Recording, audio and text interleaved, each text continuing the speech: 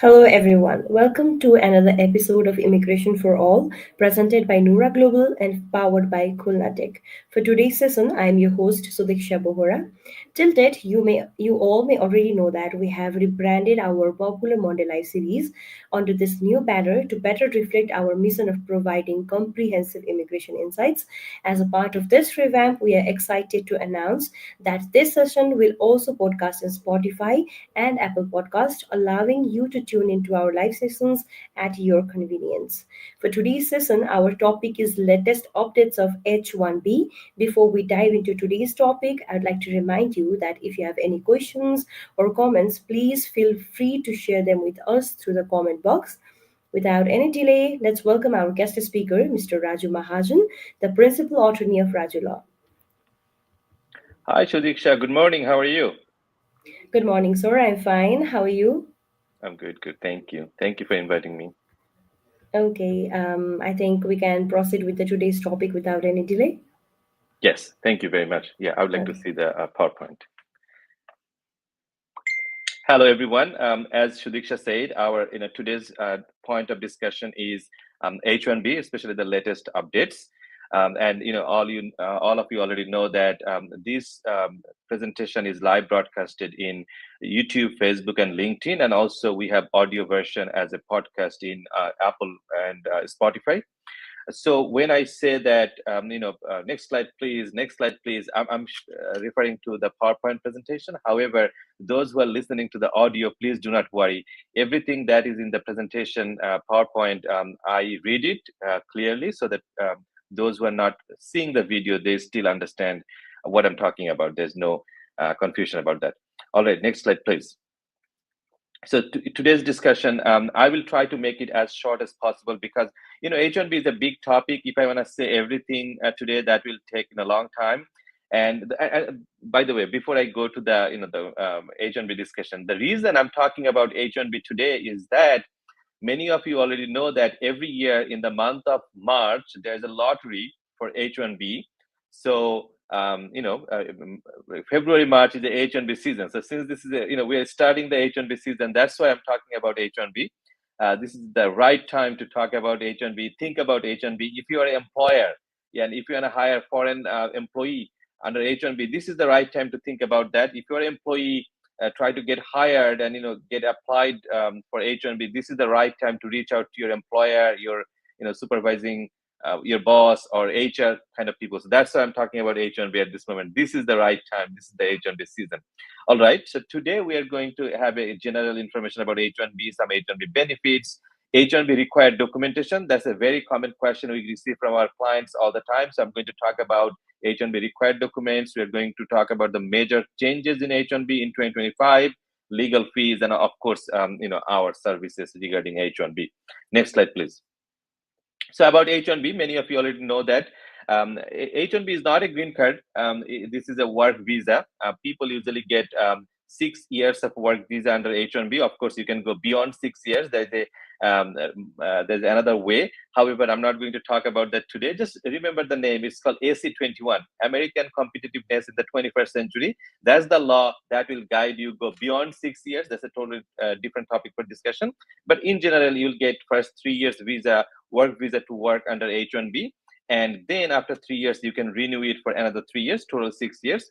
And there are two major categories under H1B. One is for-profit corporation and non-profit research organizations.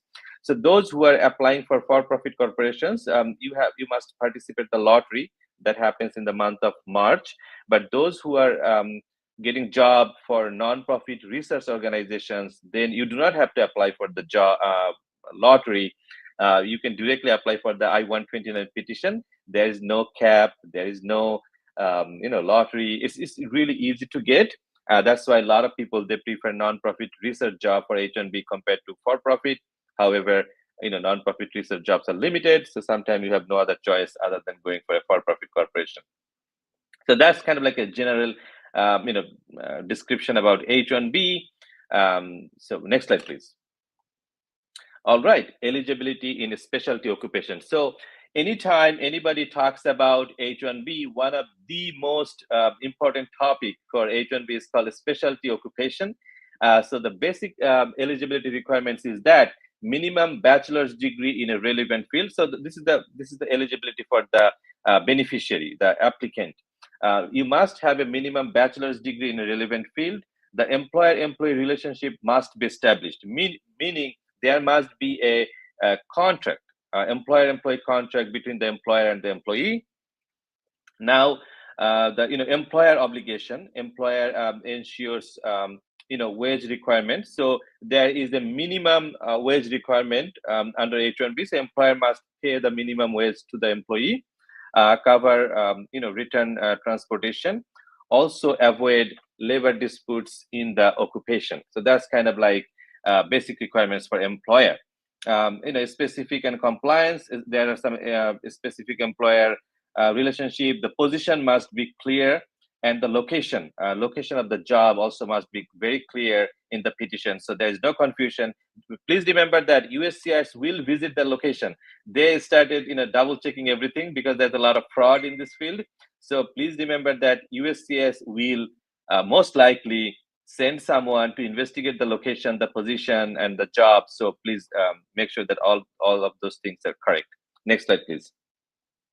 All right, so steps of H-1B visa.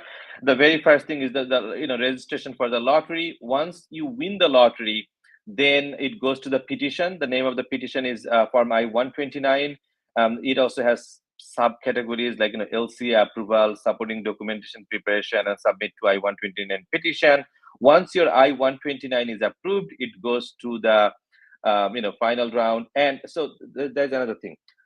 If the beneficiary is within America, then there's only two steps for H-1B application. The first part is lottery. The second part is I-129. Then you can start working for your company beginning from October of that year. However, if the beneficiary is not in the United States, then there's a third step, which is called DS-160 or H-1B visa application.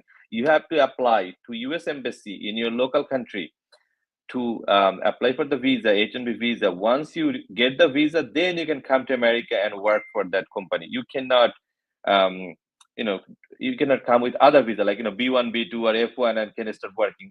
You cannot do that. You have to have a H-1B visa to start working. Next slide, please. All right, H-1B classifications. As I said, regular cap, there are 65,000 visas annually. For advanced degree, there's a 20 additional visas for US master's or higher degrees. The total is like 85,000 visa every year for for-profit corporations. However, as I said, non-profit research organizations, they do not have any cap. So there is no minimum number or maximum number. Pretty much anybody whose I-129 is approved can start working. Next slide, please. All right. Serving as the sponsored petition on Form I-129 petition. So, of course, you have to file the Form I-129. That is for petition for non-immigrant workers.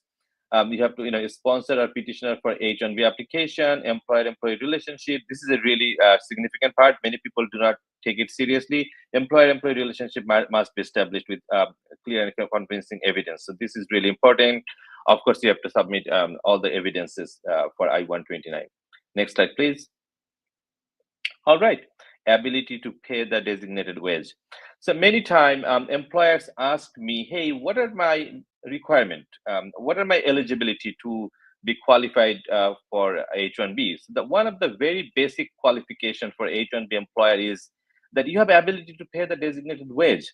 When you apply for someone for H-1B, the Department of Labor will tell you a number. So let's say for your geographic area, for this particular job, the minimum wage requirement is, let's say, $60,000 per year.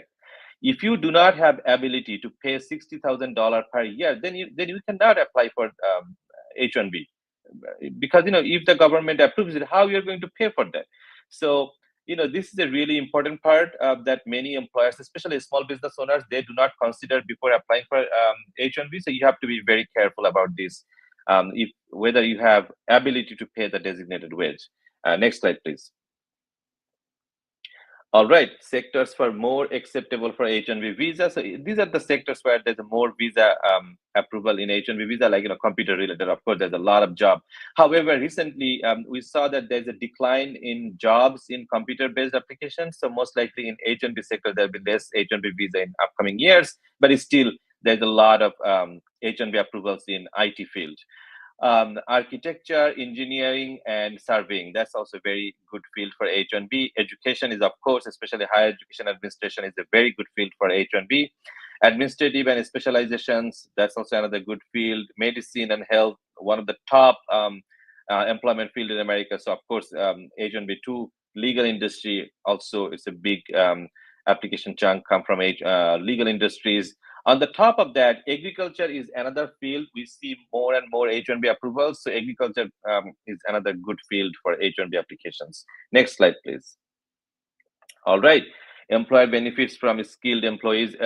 All it says that employers, if you want to hire a skilled people from foreign countries, you can definitely take advantage of H-1B applications. By the way, when I say foreign employees, we do not only mean the people who are living in a foreign country. There's a lot of foreign people living within America, like under a student visa or some other kind of visa. So they are also considered as foreign employees for the purpose of H-1B and other non-immigrant categories. So if employer want to hire foreign skilled employees, they can take advantage of H-1B applications. Next slide, please. Employee benefits from H-1B sponsorship. Of course, employees get a lot of benefits. They can come to America, they can work in American company, make good money and other things. So this is really good thing. Next slide, please. Yes, required documentation during the lottery. So this is another good thing. Of course, employer, here it says copy of passport. Employer doesn't need to submit their passport all the time. They can submit their driving license or other form of ID. That is also okay. However, copy of recent tax return of the company is really important because there's a lot of information we need that is in the tax return. So we need a copy of the recent tax return. One thing I must tell here that, we are attorney, we have an attorney-client privilege. We have a duty and responsibility to keep all of our clients' information confidential. So if you send us a copy of your tax return, do not worry about that. We will keep it safe, 100% safe. And there's no way other people have access to that. So we make sure the safety of all the documents. So you can, trust us. You can send us the copy of your tax return. There's no problem with that. From employee side, we need copy of the passport, of course, and copy of the latest, resume, CV. That's another thing we need for employee end. Next slide, please. All right, documents from the employer during the petition. Of course, we need, supporting documents for job responsibilities. That's very important. Business overview. We need some basic information about your business, job duties and responsibilities, financial statement and annual report. This is really important. We basically, all it means is like a copy of your tax return. That pretty much covers everything. Marketing document of the company, other letters kind of things. Sorry, offer letter for the employment. Next slide, please. Documents from the employee during the petition. Again, we need supporting documents, additional documents, license, certificates, and other documents, academic documents, current CV, and a copy of your passport. Next slide, please. All right, so now we are going to talk about the latest updates. This is a really significant part. From January 17, 2025, from last week, USCIS has introduced some changes in H-1B programs. So this year, those who are going to apply for H-1B, they are going to face these changes. Most of the changes are good changes. It's going to help you, but you must know about it. So first, they revised the definition of a specialty occupation. A specialty occupation is a really important term for H-1B application. So those who are going to apply for H-1B, please pay attention to this term. The clarification of normally. The term normally is now defined as usual, typical, common, or routine, indicating that a bachelor's degree in a specific specialty is typically required, but not always mandatory. Usually previously it was mandatory, now it's not mandatory, so which is a kind of more flexibility and good for our clients. Acceptance of related degree. Employers can now consider a range of degrees directly related to the job duties, provided there is a logical connection between the degree and the position. So this is a really significant part. There must be a logical connection between the degree and the position. Also, they enhanced flexibility for non-profit and government research organizations. As I said, they do not have any cap, they do not have any lottery. However, and they updated the definition. The term non-profit research organization and governmental research organization have been revised to include entities where research is a fundamental activity, even if not the primary mission. Even though your primary mission is not to do the research, but research is a fundamental activity, then you qualify for this program. For this flexible definitions. Next slide, please. Also, they streamlined process and increased flexibility. Elimination of itinerary requirement. The previous requirement for employers to provide an itinerary for H-1B workers has been removed, simplifying the application process, which is a good thing. Difference to prior approvals. USCIS will generally defer to prior determinations when adjudicating petitions involving the same parties and facts, unless there is a material error or significant change, which is a good thing. Automatic work authorization extension for F1 students. F1 students transitioning to H1B status will receive an automatic extension of work authorization until April 1 of the following year, which is a really, really good thing for F1 students. Next slide, please. Strengthened program integrity, a codified inspection authority. So this is another change. As I said, USCIS is going to inspect the location and also going to inspect the position. So USCIS's authority to conduct inspections and enforce compliance has been formalized, ensuring adherence to program requirements. Requirement for bona fide petitions. Employers must demonstrate that a genuine specialty occupation position is available for the H-1B workers as of the requirement start date. Legal presence requirement. Petitioners are now required to have a legal presence in the United States and be subject to legal processes in US courts to be qualified for H-1B program. Next slide, please. New rules for entrepreneur and startups. This is another significant thing. Self-sponsorship. Entrepreneurs can self-sponsor for H-1B even with controlling ownership of the company. Employer-employee relationship. The company must prove a legitimate employer-employee relationship showing the beneficiary is not fully autonomous and report to a higher authority like a board of directors. Limited duration. Initial H-1B petitions and first extension are valid for a maximum of 18 months each. Those are the changes. Next slide, please. All right, so this is the USCIS fee. I'm not going to read everything. If you have any question about fees, you can always visit our website. This is mentioned in our website, and also these are the fees. Next slide, please. This is our services. So our firm is a full service immigration law firm. We provide immigration legal service for all sectors, including everything about H-1B. So pretty much for any immigration purpose, you can reach out to us. Next slide, please. So here are suggestions for those who are going to apply for H-1B. I'm just reading it from my slide. So the new H-1B rules, offer greater flexibility, making the chances of H-1B approval higher than ever before. It is highly recommended to apply for the H-1B lottery to increase your opportunity to work, legally in the United States. Successfully sponsor an H-1B visa. Employer must meet, several key criteria, including proving their ability to pay the designated wage. As I said earlier, paying the designated wage is really important. Offering a position that qualifies as a specialty occupation and submitting the appropriate documents. Many times, this is our common struggle every day. Employers, when they apply for H-1B for anybody, they really do not want to provide all the documents. I just want to make sure that please provide all the documents. Otherwise, sometimes your I-129 petition may not get approved just because of your laziness. You have everything. Just because of your laziness, you're not providing everything to us, and we cannot submit to USCIS. It will be kind of bad for your application.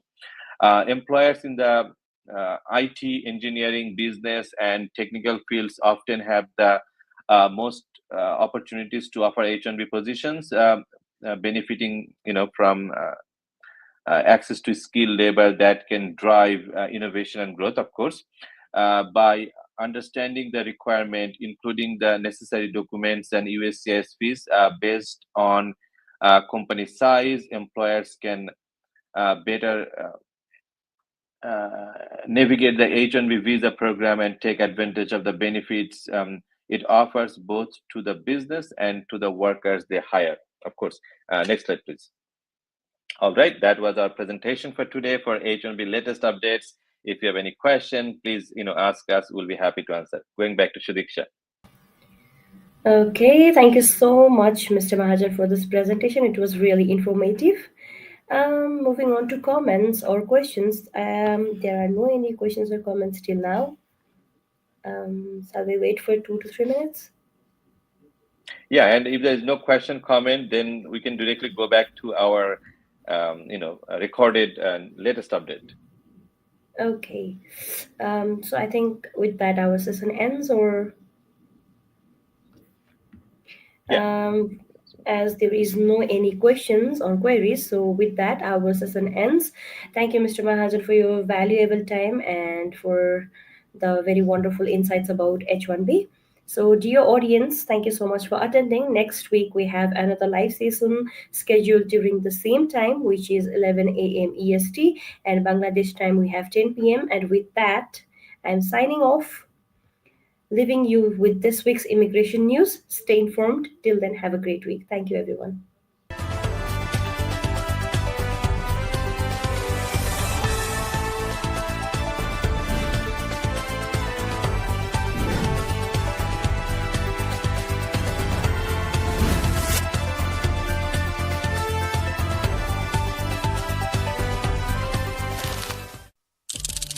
Welcome to the latest episode of Weekly Immigration News by Raju Law. This week we brought to you 4 latest developments in the immigration arena. Let's start with the headlines. USCIS updates filing procedures for Form I-140. Guidance on EB2 NIW petitions. Deportation relief for 900,000 immigrants. Form I-134 update. Let's get into details. USCIS has updated the Form I-140 submission process following the Department of Labor's new permanent labor certification system. Employers must now include a printed final determination from DOL with the Form I-140 petition. This update, which applies to Schedule A occupations and NIW requests, aim to streamline submissions through data sharing between USCIS and DOL, while the adjudication process remains the same. Next up, USCIS has updated its guidance on EB2 NIW petitions, clarifying eligibility criteria. Petitioners must show they meet the EB2 classification as advanced degree professionals or individuals of exceptional ability. The guidance explains how USCIS evaluates the national importance of the proposed endeavor and the criteria of exceptional ability. This update applies to petitions filed or pending as of its publication. Moving on, the Biden administration has extended temporary protected status for immigrants from Venezuela, El Salvador, Ukraine, and Sudan, protecting 900,000 people from deportation and granting work permits for 18 more months. TPS is extended for El Salvador to March 2026 and Venezuela, Ukraine, and Sudan to October 2026. However, the extension doesn't cover new arrivals, raising concerns as Trump plans to roll back immigration protections. Finally, USCIS has announced an update to Form I-134, Declaration of Financial Support, with a new edition dated 12 December 2024. starting March 13, 2025, only the 12 December 2024 edition will be accepted. Until that date, applicants may also use the 9 November 2023 edition. The edition date can be found at the bottom of the form and its instructions.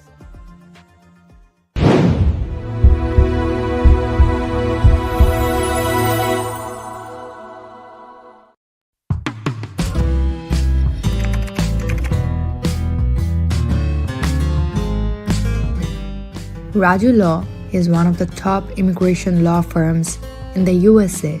The success rate of 𝐸𝐴 Law is over 99% in fulfilling the dreams of people from other parts of the world to get an American green card. Family-based, employment-based, asylum and green card related services are available under one umbrella at 𝐸𝐴 Law. For any immigration-related services, contact the address and phone number shown on the screen. You can also mail to info@𝐸𝐴law.com. 𝐸𝐴 Law is your safe address for any assistance and advice regarding immigration to America.